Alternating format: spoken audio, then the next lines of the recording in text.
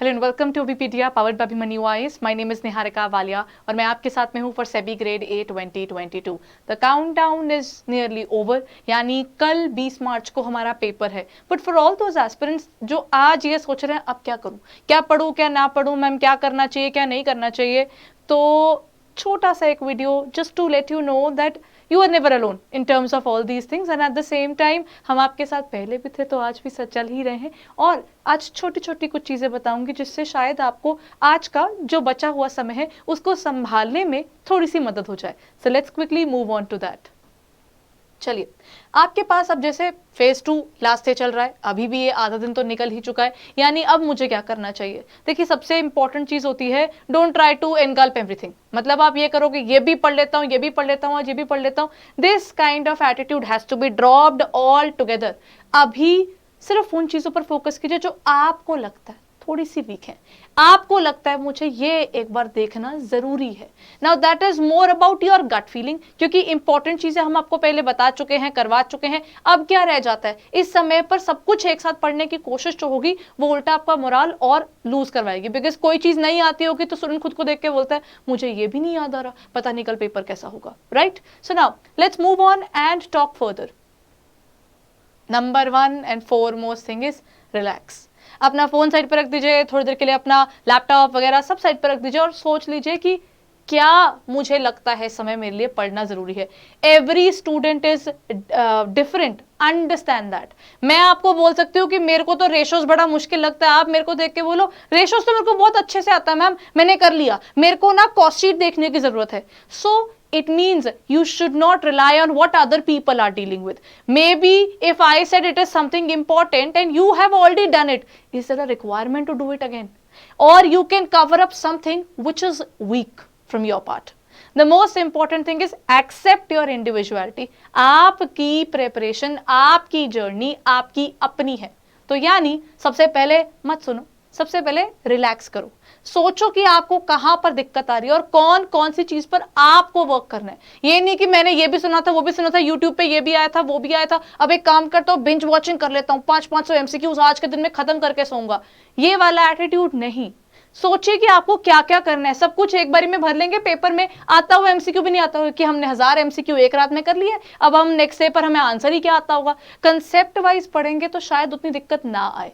That's just a tip. लेकिन अगर आप एमसीक्यू वाले स्टूडेंट हो तो अपने एमसीक्यूज नहीं छोड़ने, बिकॉज हर किसी का अपना एक तरीका होता है पढ़ने का, और अनटिल और अनलेस आपका तरीका आपके लिए काम कर रहा है तो वो सही होगा, right? So if you had been working hard, just have faith in your own strategies. It's more about you than anybody else. Correct? तो नंबर 1 रिलैक्स करते हैं। रिलैक्स करने के बाद अच्छा रिलैक्सेशन तो हो गई, अब क्या करना है। ऑब्वियसली बात है, बहुत से स्टूडेंट्स टेंशन लेने वाले होते हैं। I am someone who is always stressed about the examination. अच्छा कल पेपर है, तो वो पैनिक मेरे को हमेशा ज्यादा प्यार से बिठाता है पढ़ाई करवाने। तो यानी अगर आप भी उसी कैटेगरी में हो जिसको लास्ट डे पर पढ़ने का आदत रहती है, तो आप क्या करें, just go through the formulas go through कर लीजिए। कंसेप्ट्स की जो क्लैरिटी है उसके लिए चार्ट्स जो होते हैं वो आप पढ़ सकते हैं, ऑनलाइन भी आपको चार्ट्स मिल जाएंगे। उन फॉर्मूलाज को, उन चार्ट्स को गो थ्रू कीजिए ताकि ना आप पढ़ सके। बट रिमेंबर, पैनिक करके फॉर्मूलाज पढ़ोगे तो कोई भी फॉर्मूला याद नहीं आएगा। एक पर्टिकुलर तरीका है that has always been my personal, where I don't believe कि लेट्स टेस्ट माई सेल्फ। कभी भी पेपर से एक दिन पहले ना मैं देखता हूं मुझे कितना आता है, कभी नहीं करना चाहिए। क्योंकि ना कई बार क्या होता है, आती हुई चीज स्ट्रेस में आकर आप क्या सोचते हो कि ओके मेरे को तो ये फॉर्मूला नहीं आता, इसका मतलब मेरे को पेपर में भी नहीं आता होगा, इसका मतलब मेरा पेपर में ये क्वेश्चन अच्छा नहीं होगा। और 2 मिनट बाद ओवर थिंकिंग आपको पेपर खराब करने पर मजबूर कर देती है।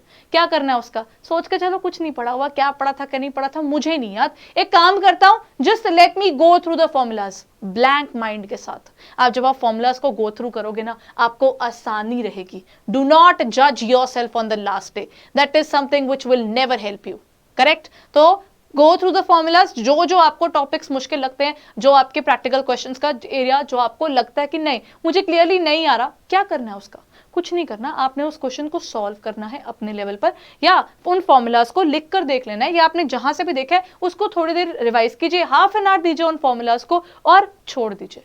फिर कुछ और थ्योरेटिकल पढ़ लीजिए। इस तरीके से क्या होगा, आप जो formulas, because I believe in something called pictorial memory, यानी कुछ पर्टिकुलर पिक्चर्स को देखकर ना वो आपका दिमाग में छप जाती हैं। और एक इंसान की मेमोरी नॉर्मली एक दिन तो वो मिनिमम आपको याद रहेगा ही, हम इतना मानकर जरूर चल सकते हैं। दैट मीन्स आपके पास समय है, कोई आपके फॉर्मूलाज वीक हैं तो आप उनको अभी गो थ्रू कर लीजिए, और खुद को जज करके नहीं, तसल्ली से देखिए कि कोई बात नहीं, आता होगा, नहीं आता होगा तो रिवाइज ही कर रहा हूं ना दोबारा, कुछ गड़बड़ तो नहीं कर रहे। So just go ahead, do it. ठीक है, okay. Next point is review the budget and the survey. Why am I saying this? okay, now let me give you a particular reason behind it. Whenever I am writing the Pressy or essay, Pressy और reading comprehension को side पर रख देते हैं, जब मैं ऐसे लिख रही हूँ ना, ऐसे के अंदर कहीं ना कहीं अगर कोई इकोनॉमिक पॉइंट आया तो मेरे को इकोनॉमिक सर्वे या बजट में से कुछ एक पॉइंट्स जो हैं जो मैंने याद किए होंगे, मैं उनको लिख पाऊंगी। कोई जो इंपॉर्टेंट कोई एडिटोरियल्स हमने पढ़े हुए हैं उनमें से किसी ना किसी के कोट्स, गांधी जी के कोट्स हो गए, एजुकेशन पे कोट्स हो गए, कुछ बड़े जनरलाइज से, किसी स्पेसिफिक चीज के नहीं, जनरलाइज से कोट्स पढ़ के चलिए, ताकि कल को आपको ऐसे में उसकी मदद हो जाए। और आज पढ़ा होगा कल उसका कुछ तो याद रहेगा। ये तो होता नहीं है कि नहीं नहीं बाय एक वो वर्ड बाय वर्ड आपका कोट सही है तो आपको आता है, वरना वो कोट गलत है, किसी को नहीं मालूम होता। लेकिन अगर आपका उसका जिस्ट आपको अच्छे से पता है, उसको पता है कि वो पर्टिकुलर कोट क्या कहता था, तो आप उस कोट को उस तरीके से लिख तो पाएंगे, तो it would make your essay more interesting and engaging. Correct? तो यानी क्या करना है, कुछ नहीं करना, सिर्फ रिव्यू कीजिए बजट को और सर्वे को, और साथ में कुछ फेमस कोट्स को, ताकि आपके एसे के अंदर आप अपनी क्वालिटी को बिल्डअप कर सकें। छोटी छोटी चीजें हैं, दिखने में लगता है कि क्या कर रहे हो, क्या है इसमें, कितना टाइम लगेगा इन सबको देखने में, जीडीपी देखने में या कुछ स्पेसिफिक इंपॉर्टेंट इन्फॉर्मेशन देखने में, it will not take more than 15-20 minutes all in all. जो आप स्पेसिफिक सिर्फ डेटा देख रहे हैं, तो जो आप डेटा याद कर रहे हैं और या कोट्स वगैरह देख रहे हैं, रिलैक्स माइंड से आप कर रहे हैं, तो ये ज्यादा अच्छे से याद होगा और कल इसका बहुत फायदा होगा।